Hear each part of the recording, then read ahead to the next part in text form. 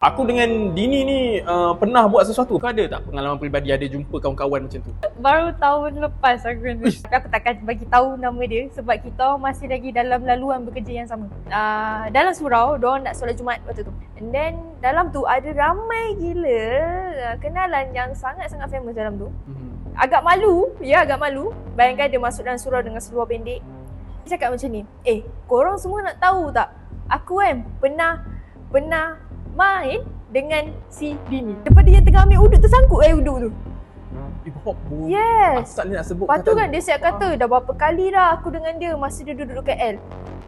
Lepas tu tanda aku macam bila aku dengar apa yang kenalan aku bagi tahu, kenalan aku siap tanya banyak kali, kau biar betul dia ni, takkan kau duduk KL sampai dah berubah? Aku cakap, mana ada, aku gila ke? Bapak aku atau mati aku? Aku kat rumah, location mak apa aku pegang. Bukan satu, bukan dua, lebih daripada 3 orang DM.